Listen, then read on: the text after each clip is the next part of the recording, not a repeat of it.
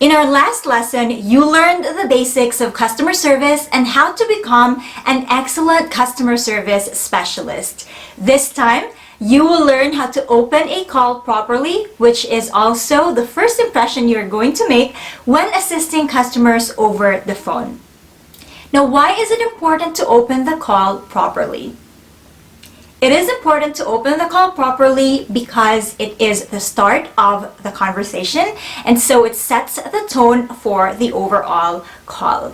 Now let's go ahead and discuss the different steps you need to follow to open a call properly. Step number 1, start with a professional welcome greeting, or we call it the opening spiel. This is what you need to do. Number 1, say your name.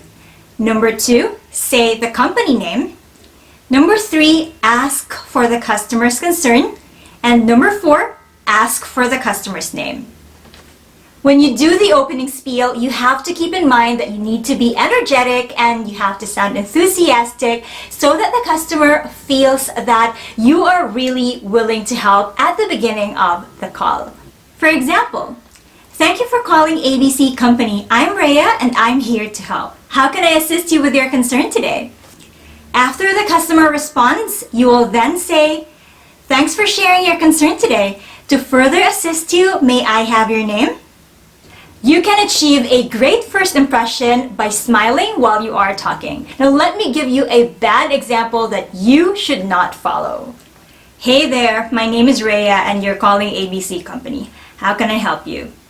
That was such a bad example because I sounded like I was just reading like a robot, and it felt like I was not really interested in helping the customer. Aside from that, saying hey there is not really suitable for a professional conversation with a customer. Step number 2, use personalized statements to make the customers feel special. In most companies, you're given the freedom to create your own opening spiel or welcome greeting. But in other companies, you're also allowed to change or adjust a little bit of your welcome greeting so that it sounds unique and with personality.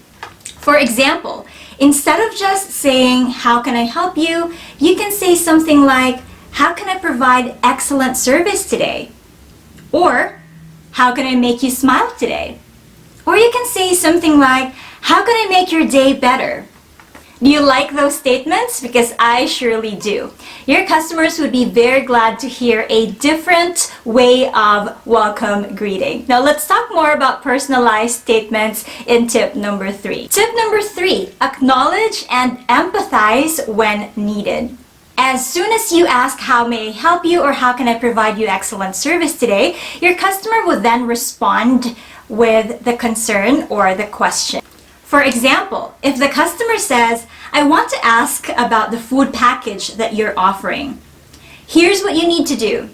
Acknowledge the question, and you can say, I'd be glad to answer your question about our food package. Which one would you like to ask about?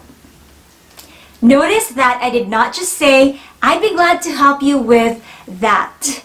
That is a generic way of responding to your customer, which is also good, but you can make it better by making it more personalized.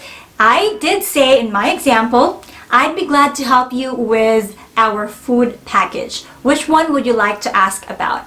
So I used the customer's words, which are food package, tried to mirror her language so that she will feel that she's listened to or that I understood what she is talking about. Now, this course is not going to cover how to handle difficult customers, but just in any case that a customer calls you to ask about a certain issue, discuss a problem, or maybe an inconvenience, then it is really important that you provide an empathy statement to let the customer know that you care. For example, if the customer says, my internet connection got cut off and I can't finish my work, you can say, I can see why that could be an inconvenience, but rest assured that I will do my best to resolve your concern today. To assist you further, may I have your name? By empathizing and reassuring your customer, you are already providing a great customer experience and a good first impression. In the next lesson, you will learn how to ask the right questions in order to help the customer resolve the problem or the issue as quickly as possible without sacrificing the quality of the call. At the end of this course, don't worry because we will also talk about a full call example where we will incorporate a proper opening spiel and the rest of the steps that you will learn after this lesson.